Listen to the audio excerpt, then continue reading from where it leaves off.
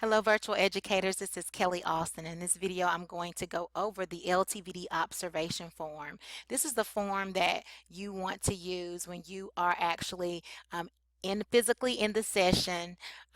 You know that you're going to have all of your groups open on your desktop. So if you have, let's say you have 3 groups in your class or even 4 groups in your class, all 4 groups are open and your name will show in the chat room as the moderator for all 4 groups, but you can't listen to 4 groups at one time. So when you actually choose a group that you want to spend some time with, and what I do is I'll go in and out. I might be in one group for 10 minutes, or I might be in another group for 10 minutes. At the beginning of the LTVD, I'll go in between groups very quickly, like to see how they're doing with volunteering for their group roles. I'll go check on each group for that. Then I'll check to see how they're doing with their vocabulary terms, and I'll check with them with that. So that, remember again, that I've emphasized repeatedly, the first 2 to 3 weeks you're doing a lot of training. So you won't probably, fill out this form with every single detail within that time. But what you would do is pick a group or 2 for you to fill this form out with.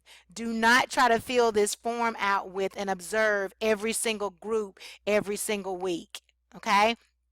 All right, so just imagine yourself in a face-to-face classroom and your students are in 4 corners of the room in groups. So you're going to take your clipboard and you're going to go over to one group and sit with them for a little while, or stand or sit and observe them and check off these things.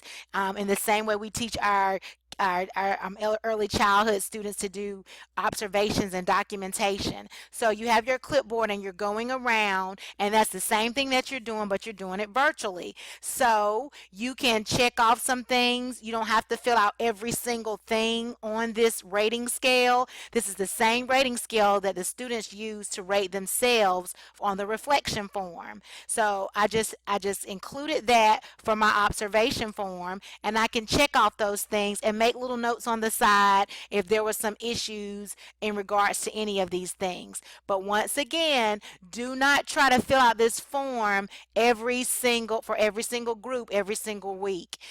You have to figure out what your instructional style would be. For me, sometimes what I do is pick one group, and I spend half of the time or most of the time really scrutinizing that group, and then I just bounce around, listen in and out of the other groups. Then the next week I'll really be in another group. And so after having sat in that group maybe 30 minutes or so, I will send them an email about what they did well and the areas in which they need to improve, or I might even put it on the announcement page so everybody knows about it, because other groups may also benefit from the feedback that I give a group. So here, after you have checked off, as many of these as you would like.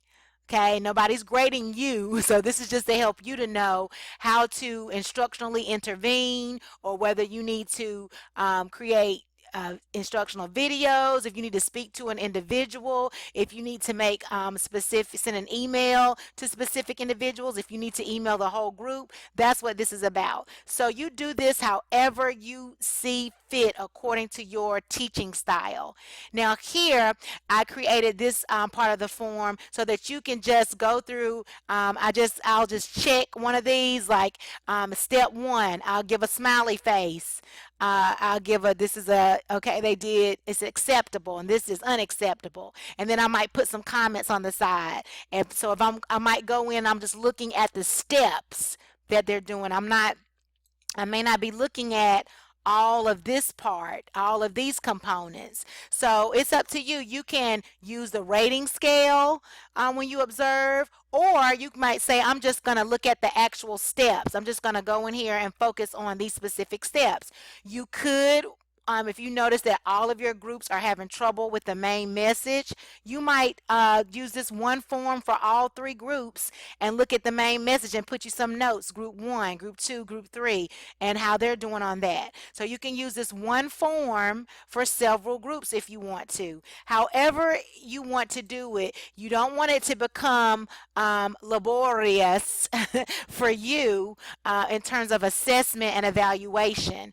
You want to be able to be free and to go between groups and to give support where it's needed, because ultimately you're getting the students so that they function without you, without your interference, without your commentary, that they're learning from each other, that they're going through those 8 steps fluidly, without any kind of interruption from you, and that you are simply sitting back observing them. So once again, think of yourself in a in a face-to-face classroom, and you're just kind of going around the room monitoring, and then you sit down with one group for a little while and listen to their conversation, and you might add to it when necessary, and you get up and go to another group and listen to their conversation and add to it when necessary. So hopefully this tool is great for you, will be helpful for you to assess your groups as they are learning through virtual discussion, and I will see you in the next video.